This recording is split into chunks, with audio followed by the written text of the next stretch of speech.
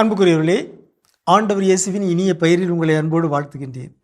இயேசுவின் ஆளுமை என்னும் இந்த தொடரில் இயேசுவின் உணர்வு மேலாண்மை பற்றிய பல செய்திகளை உங்களோடு தொடர்ந்து நான் பகிர்ந்து வருகின்றேன். இன்று இயேசுவின் அவமான மேலாண்மை. நம்முடைய வாழ்வில் நேர்மறையான உணர்வுகள், மகிழ்ச்சி, ஊக்கம், உற்சாகம் போன்ற, ஆர்வம் போன்ற நேர்மறையான உணர்வுகள், எதிர்மறையான உணர்வுகள். இந்த எதிர்மறையான உணர்வுகளில் 6 உணர்வுகளை பேருணர்வுகள், எதிர்மறை பேருணர்வுகள் என்று சொல்கிறோம்.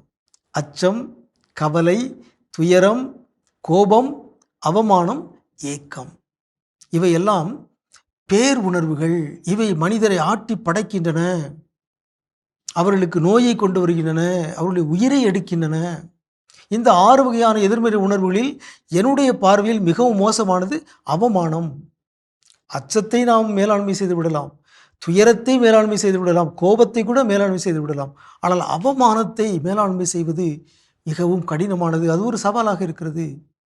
தற்கொலை செய்பவர்களில் பலர் அவமானம் தாங்க முடியாமல் தற்கொலை செய்து கொள்கிறார்கள்.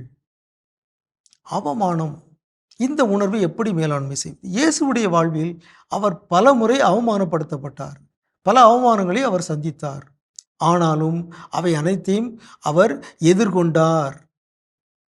மத்தேயு நற்செய்தி 11:19 இயேசுவை பார்த்து அவருடைய எதிரிகள் என்ன சொன்னாங்க?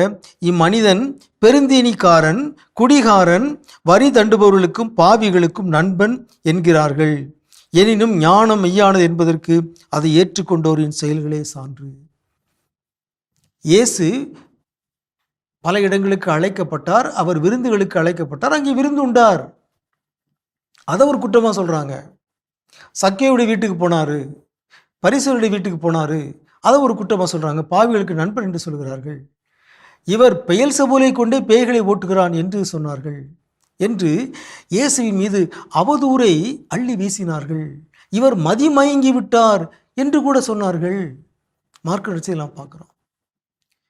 ஆகவே பலவிதமான அவதூறுகளை இயேசுவின் மீது அவர்கள் சுமத்தினார். எல்லா ஆளுமைகளுக்கும், எல்லா பொது பணி செய்பவர்களுக்கும் இந்த கதி ஏற்படத்தான் செய்யும்.